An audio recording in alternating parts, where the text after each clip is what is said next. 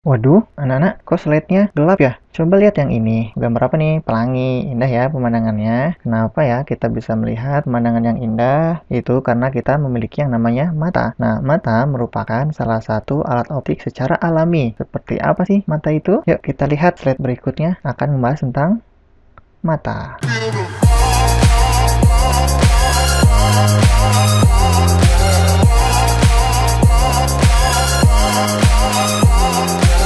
Oke, Assalamualaikum warahmatullahi wabarakatuh. Kembali lagi bersama Pak Iksan. Pada materi kali ini, kita akan membahas tentang alat optik kelas 11 MIPA pada kurikulum K13 yang revisi. Kompetensi dasar yang akan dicapai pada pembelajaran kali ini adalah menganalisis cara kerja alat optik menggunakan sifat pemantulan dan pembiasan cahaya oleh cermin dan lensa.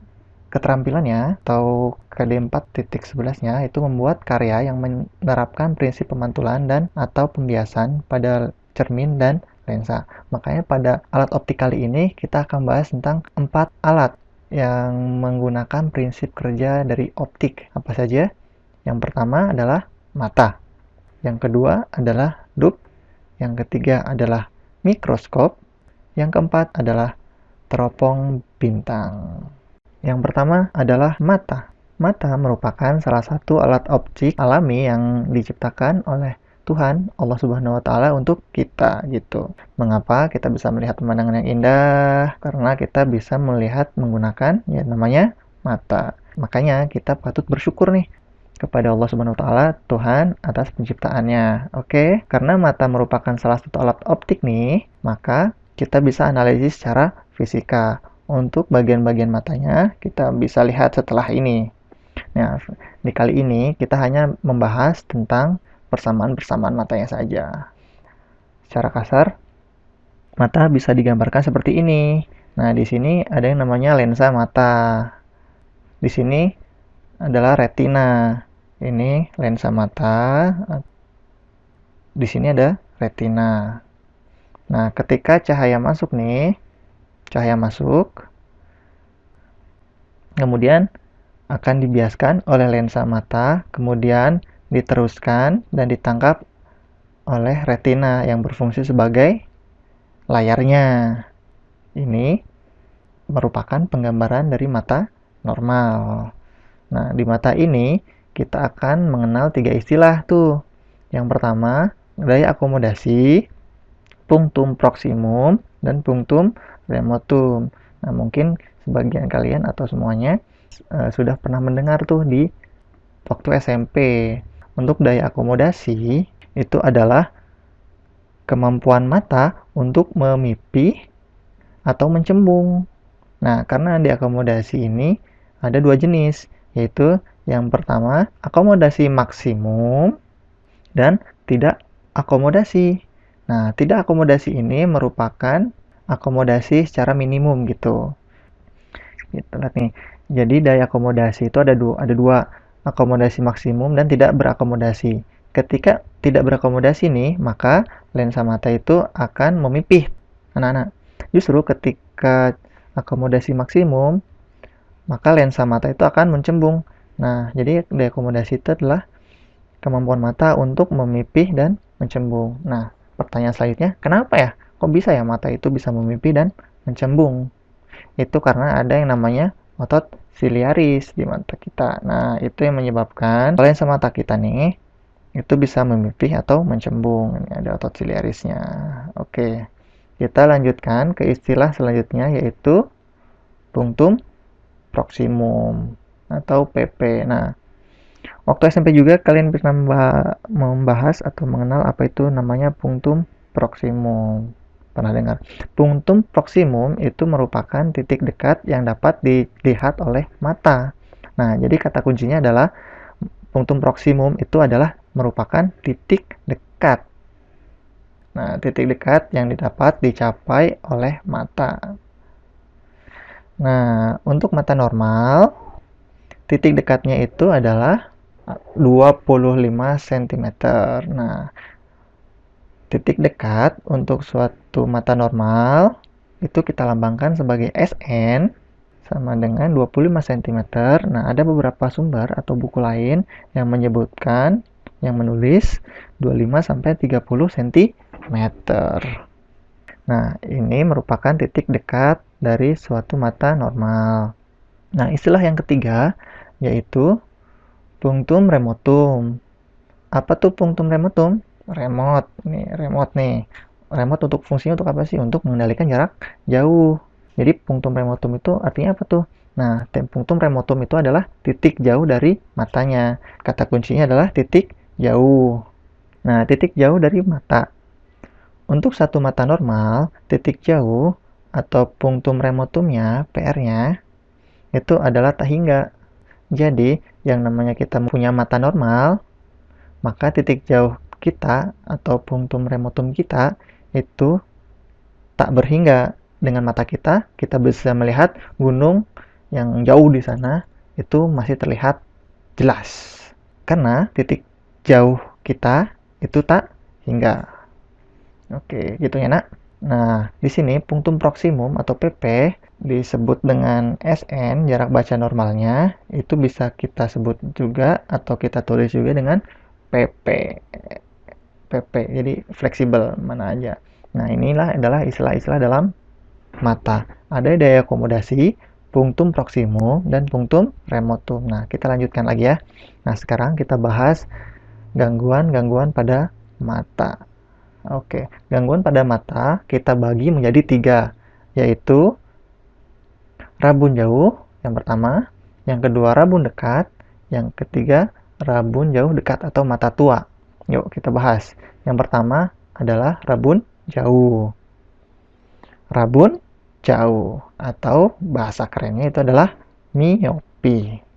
Rabun jauh adalah ketidakmampuan mata untuk melihat titik jauh. Gitu ya, Nak. Karena dia rabun jauh nih, dia tidak bisa melihat yang jauh-jauh.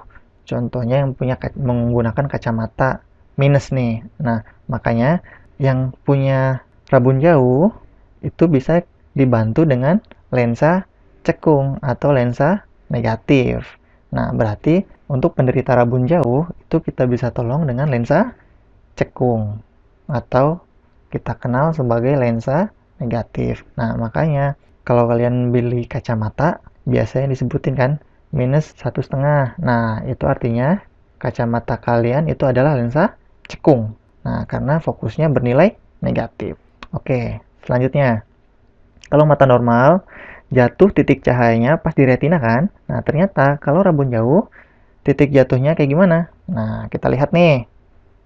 Nah, coba lihat gambarnya. Nah, ternyata titik jatuh cahayanya berada pada depan retina. Jadi, untuk rabun jauh, titik jatuh cahayanya berada pada di depan retina. Nah, supaya titik cahaya yang jatuh cahaya kembali lagi ke retina, maka kita gunakan lensa cekung. Sehingga nanti begini jadinya nih. Nah, ini lensa kacamatanya. Nah, lihat titik jatuh cahayanya kembali lagi ke retina. Itulah mengapa rabun jauh bisa kita tolong menggunakan lensa cekung. Oke, paham ya? Nah, sekarang kita cari nih berapa kuat lensa cekung ini. Untuk kuat satu lensa, itu kita lambangkan dengan P atau power. Apa rumusnya? Sama dengan 1/F sebenarnya. Satunya itu adalah meter. Nah, kalau kita rubah ke dalam satuan sentimeter, yaitu 100/F. Nah, kalau seandainya nih, tidak diketahui titik fokusnya, yang diketahui adalah punctum remotumnya, atau yang diketahui adalah titik jauhnya, itu atau PR ya, punctum remotumnya, kita bisa menggunakan persamaan yang satunya, yaitu P sama dengan minus 100/PR. Oke? Paham ya? Nah, ini digunakan kalau untuk titik fokusnya yang ini, yang sebelahnya ini, untuk ketika yang diketahui itu adalah punctum remotumnya atau titik jauhnya. Nah, ini adalah persamaan untuk rabun jauh. Nah, kita lanjutkan rabun yang kedua, yaitu rabun dekat atau bahasa kerennya itu adalah hipermetropi. Oke, ini rabun dekat ya. Ini artinya ketidakmampuan mata untuk melihat secara dekat. Jadi ketidakmampuan mata untuk melihat secara dekat. Oke, kita lihat. Itu rabun jauh itu kita bisa tolong dengan lensa cekung. Nah, untuk rabun dekat ini kita tolong dengan menggunakan lensa cembung, di mana titik fokusnya atau lensanya disebut dengan atau kita kenal dengan lensa positif.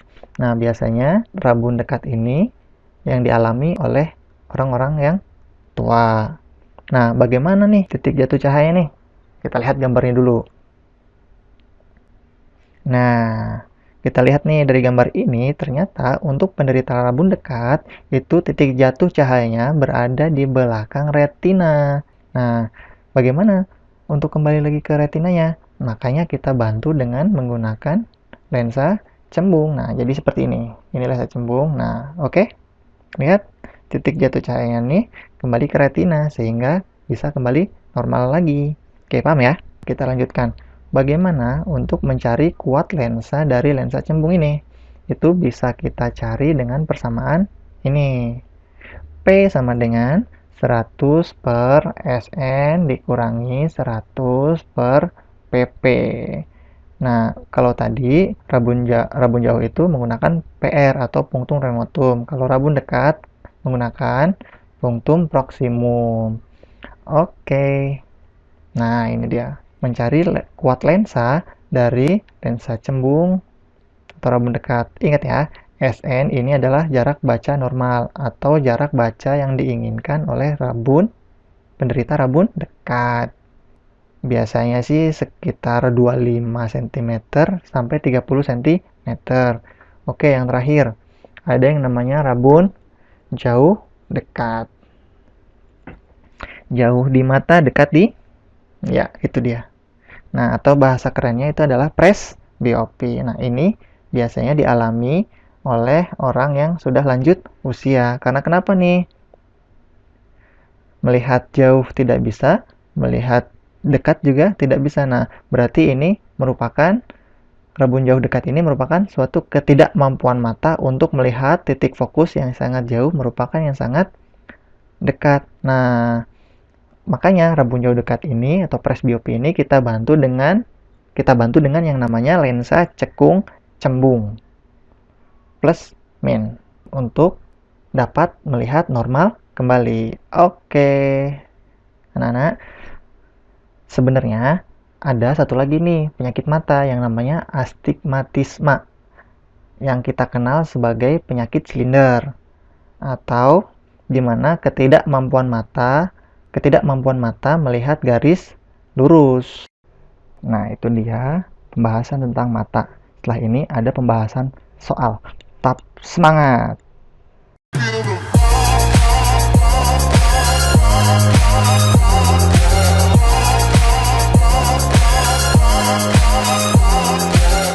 Oke, ketemu lagi.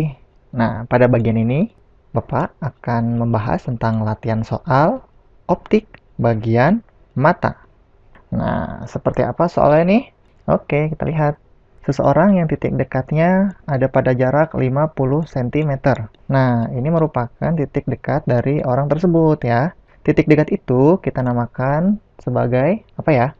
Nah, punktum proksimum. Ingat, yang namanya punktum remotum itu adalah titik jauh. Nah, kalau misalkan punktum proksimum itu lawannya, yaitu titik dekat. Nah, yang ini adalah titik dekat atau punktum proksimum. Yang diketahuinya adalah PP punktum proksimum sama dengan 50 cm.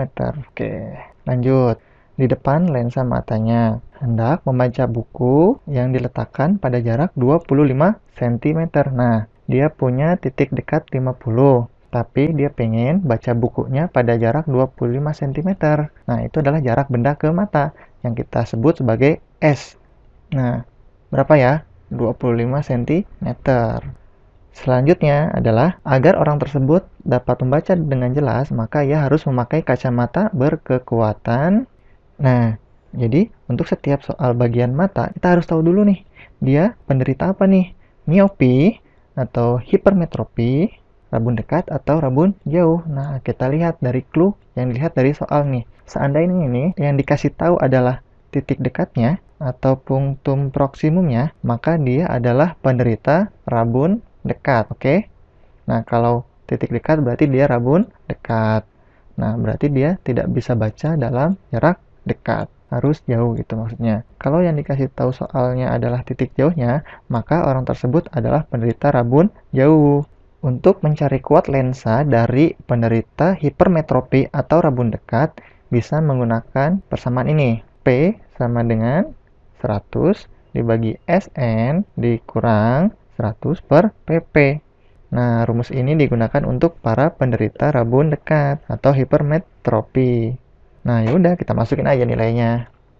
Mudah banget kan? P sama dengan 100 per S-nya berapa? Atau SN-nya berapa? 25 cm. Kemudian, min 100 per PP-nya berapa? 50. Nah, ingat ya, kalau di atasnya 100, maka SN dengan PP harus dalam satuan cm. Oke, paham? Lanjut. P 100 bagi 25 sama dengan 4. 100 bagi 50, 2. Oke, udah selesai. Berarti jawabannya berapa nih? Kuat lensanya P sama dengan 4 kurang 2, yaitu sama dengan 2 dioptri. Hasilnya positif. Artinya untuk penderita hipermetropi atau rabun jauh dibantu dengan lensa cembung. Jawabannya yang C. Nah, bagaimana? Sudah paham kan mengenai soal optik bagian mata ini? Supaya lebih paham lagi, anak-anak semuanya bisa berlatih pada link yang telah disediakan di kolom deskripsi. Silahkan belajar, tetap semangat, oke? Jangan pantang menyerah. Sekian, billahi taufiq wal hidayah. Wassalamualaikum warahmatullahi wabarakatuh. Dadah.